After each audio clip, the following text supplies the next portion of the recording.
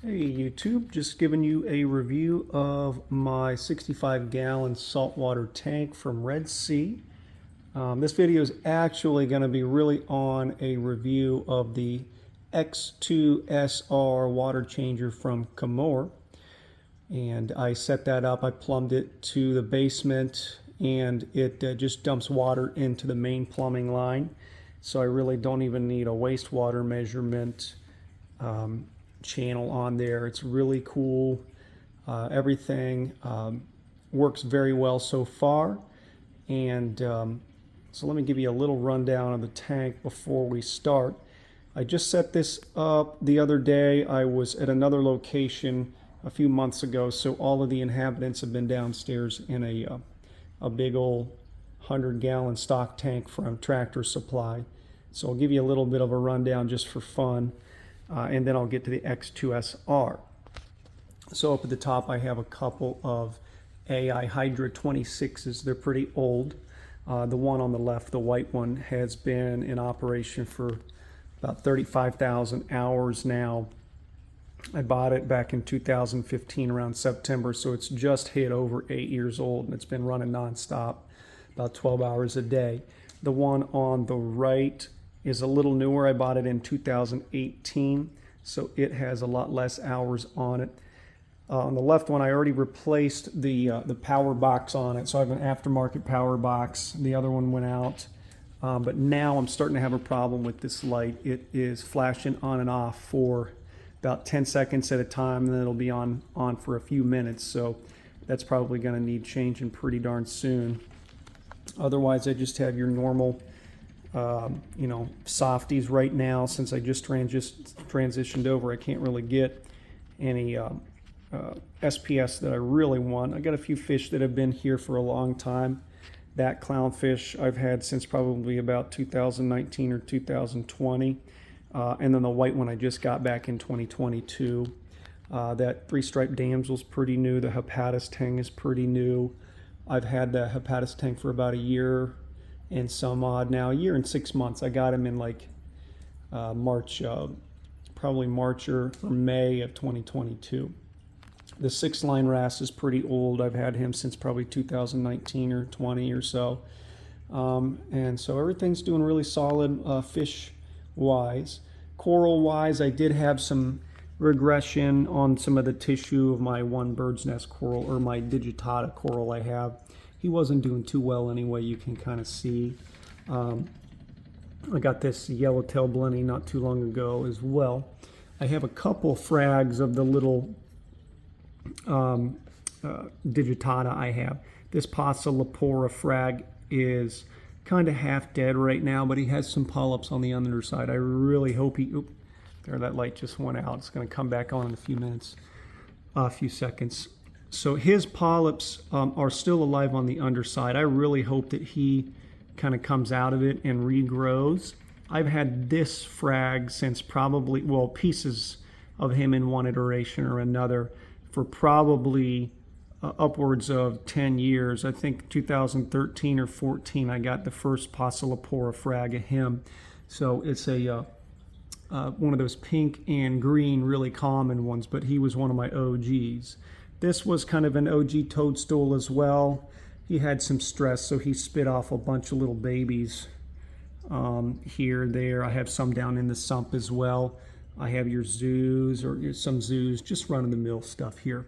But my prize is my Squamosa clam, and I've had him since probably 2016 or so. And so he's about 7, 8, 9 years old, something like that. Well, probably 7 years old. I put him on this little perch. I really didn't like the location, but I literally just went to move him. And I'm hoping he's happy, because his little byssal foot, you can see the fibers are starting to come in down below. So he's pretty much fixing himself to this little stoop I made. If it falls off, he'll probably die. But I secured the heck out of it to the best of my ability. That's pretty much it. Oh, and I have one little, you can't even tell what these two things are, but these are Montipora capricornis or capra something, monicap, whatever the heck it's called. I've had these since probably about 2000, I want to say 2010 or 11. So that's the little spots that I have left. Otherwise, this was his old self that died a long time ago. So I've had a bunch of him. I've broken him off multiple times. I'm hoping with this X2SR that he really does well and he really pops back. And so far I've done about 1 gallon of water changes with it. I know that sounds silly, but I've done about 1,000 milliliters per water change. And I'm going to get to that here in just a minute. Okay, this is my standard sump setup from the Reefer 300XL that comes with the Red Sea. It's really nice, no modifications. I really want to think about getting filter fleece, but I don't want to modify my sump. I don't know if I really want to take that step. Otherwise, I temporarily have my Kamoer up on a stand. This thing's really hefty. It's packaged really well. It weighs a few pounds. And basically, I have the refill side plumbed downstairs to my saltwater mixing station, just directly to the saltwater bucket side. And then this goes directly into the main plumbing. This comes out, goes down to the main plumbing, and I never have to worry about it. So far, I really think it does well. I have several lines going from my tank right now, so it's a little hard to see, but it has several little float switches that you can use, or that you have to use with it.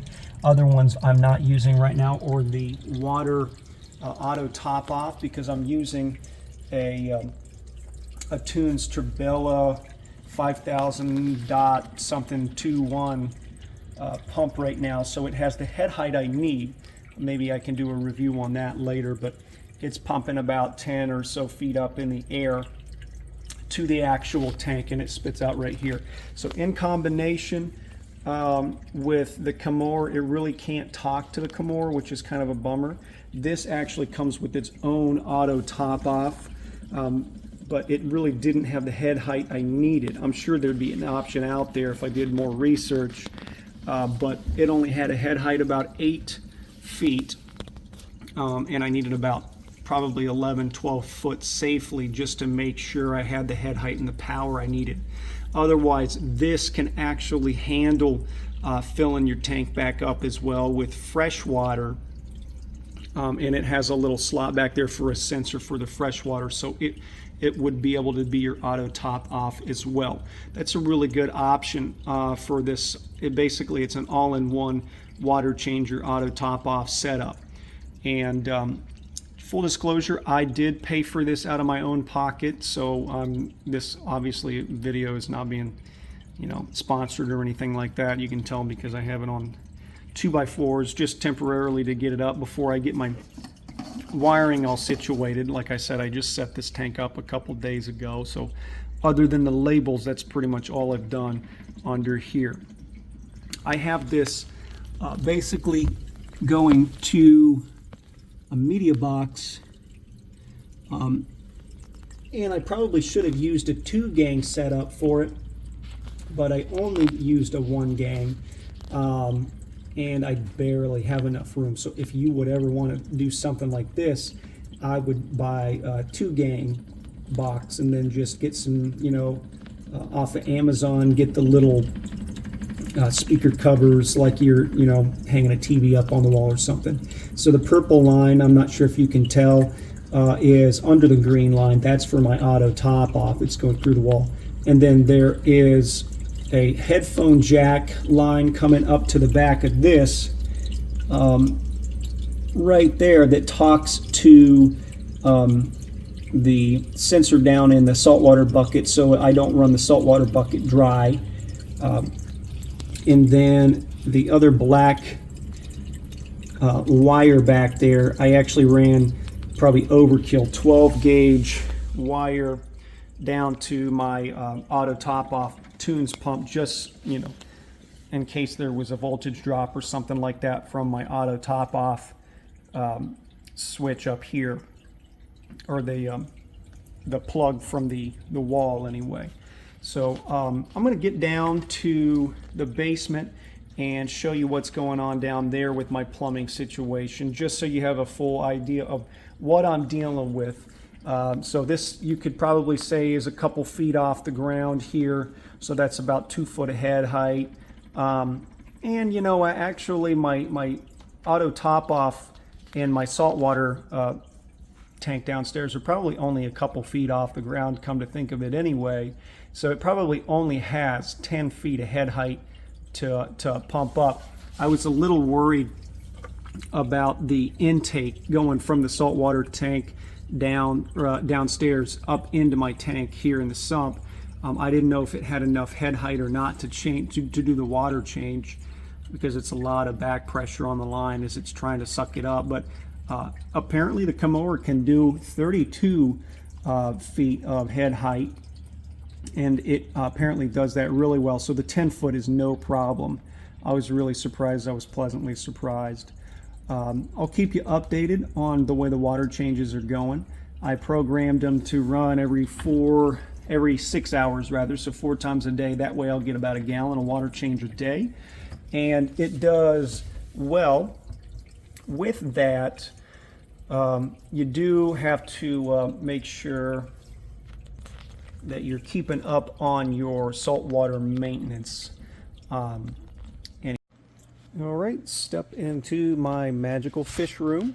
This is going to be the fish room once the basement is finished here. I have all of my saltwater supplies, saltwater mixing station with the fresh and then the salt side. Got extra salt. I just used the reef crystals. I've done a lot of research, at least other YouTube channels have done a lot of research on the best salts to use. I'm not gonna like say that this is the salt to use, but I think that it mixes well and it keeps well. So I typically have this on. This pump is off right now just so you can kind of hear what I'm saying. But this is my circulation pump for the saltwater side, and so I just take the reef crystals, dump them in there, and it mixes around. It goes through the whole loop. And apparently this holds the alkalinity, calcium, all the good stuff that you want to have. It holds them at those levels over time. Some salt waters, if you mix them, they kind of lose their their nutrient ranges and stuff like that. I just watched a video the other day. One particular salt claimed it had 11.8 DKH and this, that, and the other, but if you let it sit, it went down to 8 DKH. So that's something to consider, what type of salt you're using for your mixing station. If you're doing a big, batch at a time and then just letting it chill out, it might not be the best salt for you. So maybe take a look at a couple of the other channels that have done, studied that for you, so you don't have to, be dosing basically bad salt or salt that's not really what it says it is at that time, if it's been mixing for a while. This is the freshwater side. It's basic setup. I got the RODI, and then this will transfer the water over. This is where my Tunze Turbelle pump is, and then this is where I have it kind of spliced together with that big old fat 12 gauge wire I was telling you about. Definitely safe, But anyway, it's the Turbelle 5000.021. I was kind of right there. Has a max head height of 6.2 meters, basically 18 feet. And so it's more than adequate. And then go into the back of the tank. This is that headphone wire. I had to buy on Amazon a connector, a female to female connector for it. This was like a 20-foot cable, and I still needed a way to hook it into this. I guess I could have bought a male to female cable, but I didn't think of that when I bought it. So I got like a pack of 3 of these on Amazon for like $5 and plugged it into my saltwater sensor. It just magnetized. All of the sensors are magnetized or have a little magnetized setup that Kamoer provides. And then looking at the saltwater mixing station I have set up here. Here's the vinyl tubing. I used 3/8 inch internal diameter tubing all the way through. It was curling, so I put you know, just a little tiny piece of PVC down there, just to keep it straight. That's the only thing that that's good for, just so it doesn't curl up, and make sure I'm getting as much of the water out as I can. And the sensor is right above that, so I'm thinking that it will be able to, there we go, that's a little better. It won't suck any air before the machine tells it to shut off. And so that's another thing I forgot to mention. I'm using basically the size of tubing that came with the Kamoer. It came with 25 feet or something like that, 20 feet of this vinyl tubing, but it was green, and it was a little tiny bit different. It was like metric versus, you know, American, whatever you call it. So this is just 3/8 inch internal diameter tubing here. I'll show you the flip side here in just a minute. These are all coming out from the ceiling. It's kind of zigzagging around because my fish room is going to be here, but the actual tank is sitting right below, right above here. So the tank sits right around these joists here. And then I had to be very careful when I measured the internal, the center of the bottom plate on the wall. So the wall runs right across this line here. I measured over and over again, and I took a 90-degree bit, or a paddle bit with a 90-degree offset, you know, thing for my drill, and I drilled that. It worked out really nicely. I drilled a few, one test hole, so I knew where the rest were, or where the center was, and then I drilled the rest right across the line there. And so the green tubing is the exit into my main drain, my main drain. It comes down, and then I plumbed it right down there. You can kind of see, if I point, it might take it away. Oh, it did. So it was right there. I just put a little barb on there, and I'm not a plumber, so don't take my recommendation for it, but it's working out okay for me. I siliconed it, it's all sealed up, and then that's pretty much it. I'm really happy with kind of the setup I have so far. Again, this is very basic. I just set this up. It is not refined, but this is working out really well so far. I'll show you guys a water change here in just a minute, and just so you know, I think it's pretty quiet if you ask me. A lot of people were talking about the Apex, the Neptune dose for their auto water changer. It does like 300 milliliters per minute. I'll probably be better off telling you this back upstairs. Okay, back upstairs. So the Neptune dose does about 300 milliliters per minute. The Kamoer will do about 900 milliliters per minute. And it's supposed to be a lot quieter than the dose. I've never heard a dose. This thing seems pretty quiet. And like I said, I have it 4 times a day, all around the clock, every 6 hours.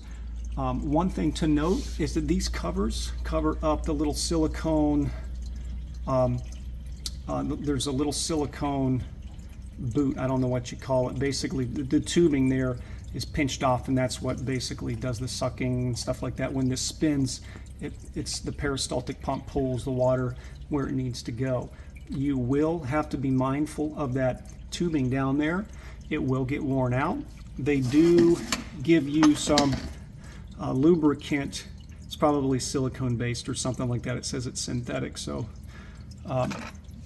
anyway, you do have to make sure that you do proper maintenance on these tubings. So you'll take these 2 set screws off here, and then you'll take this cover off, and then you can basically lubricate those areas where the roller balls are on there, and it'll help extend the life of that tubing. But you will need to replace that eventually. I'm not sure what it's rated for, hopefully like 200 hours or something like that.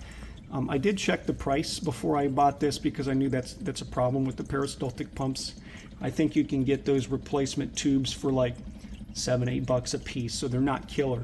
And if they last a couple hundred hours, you know, depending on how many times a day or a month or whatever you do the water changes, it's really not that bad when you think of it, especially if I'm not hauling, you know, 10-20 gallons up here at a time anymore. You know, this may work out really well.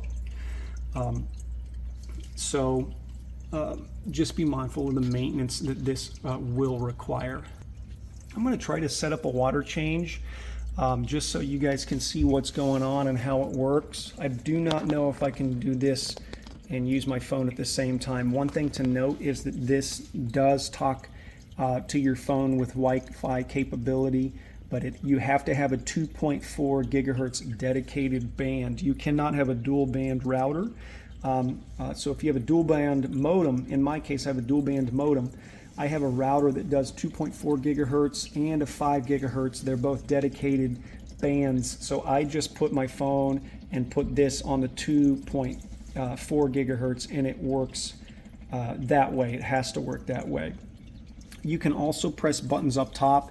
It can also talk with your phone via Bluetooth. Obviously, you can't just tell it to do a water change from, like, I don't know, Dubai or something like that. You gotta tell it to do a water change via Bluetooth at your house, so you won't have the wireless capability if you don't have the 2.4 gigahertz band router.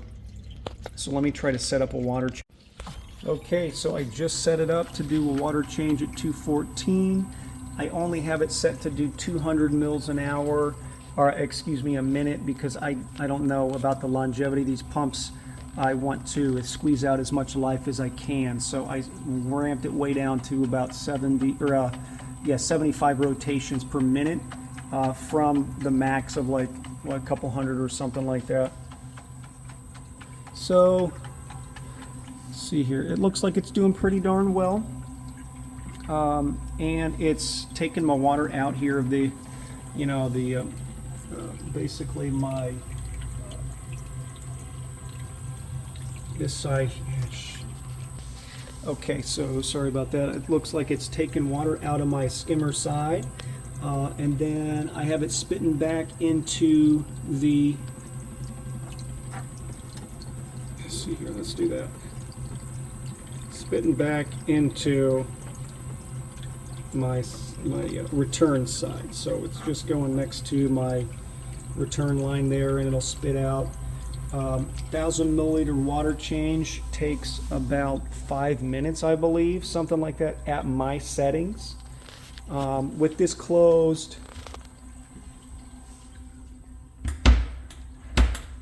it is a little noticeable, the noise. It's like and some sort of equipment buzzing, but it doesn't bother me one bit. Really, it's quiet. I don't know if this camera's or the phone is picking up more sound than I'm hearing, but it's not that bothersome to me. A little more so when you open it up, of course. But heck, it saves me from hauling 5-gallon buckets back and forth, sloshing all over the floor. And so I'm thinking that this thing's going to be well worth the money. It is a little more pricey. It's about $500, just FYI. But plumbed this way, this is working well for me. I really like the fact that I don't have a big old bucket of auto top off water here. I like the fact that I have a big giant bucket of salt water that is cycling and getting dumped into my tank. That was one thing I struggled with, the salt water changes. I'm not lazy, but you're hauling, sometimes you're doing 5-gallon buckets multiple times. Like if you do a 10-gallon water change a couple times a week, or like once a week or something like that, whatever your schedule is, may not be a big deal, but I was just tired of it, so it was a big deal to me. Here I can do a gallon a day, so I'll do 7 gallons a week, obviously, and then I'll be over my 20% exchange rate. It'll take probably 3.5 months to exchange all the water into my tank, and it's like set it and forget it. If this thing keeps trucking on and it's working well, I think it's well worth the money, well worth the break from the hassle of having to drag it here, there, ruin my wood floors. So I think this thing is really the way to go. And I'm hoping also I won't have crazy algae blooms, because every time you break a tank down and put it back up, no matter what you do, no matter what your maintenance schedule is, there always seems to be an algae bloom. I got the cyano here, and so I got a little bit of that going on. But if I keep doing these water changes, I'm guaranteeing I'll have a lot less cyano outbreak than normal, because you know, you get tired of the water change and then you don't do it for a while, and then pretty soon it's a month and you haven't changed a single gallon. And then, you know, if you want to do a proper water change, you're hauling multiple buckets up, and I would be hauling them up the stairs, and I don't want to do that. So I'm thinking this is going to be the way to go. Oh yeah, I wanted to show you where it's coming in from the side, just so you know. You can't even really see any ugly cords or tubing or anything like that going back downstairs until I get back here. This is where all the action is, and I'm not going to be worrying about people seeing that and thinking, wow, this, you know, place is a mess, like that saltwater setup is crazy, I'm never going to have one. I want to have, you know, I want people to see my tank, and I want them to say, wow, that's pretty cool. And you know, this is even cooler now that I don't have to mess with the water changes. So thanks for tuning in. I'll give you an update on the long-term success of the water changer, and we will go from there. It just stopped, so that was a whole liter, which, you know, took about 5 minutes, like I said, and that was set on 200 milliliters per hour after calibration. And it can go up to 900 milliliters per hour, or per minute, excuse me. So theoretically, I could have done this water change in about a minute and 10 seconds if I really wanted to have this thing wound out to its max. But I'm focusing on having this thing for the long haul, so I want to take care of it. I have it operating at about not nearly 30% capacity right now, so stay tuned for an update.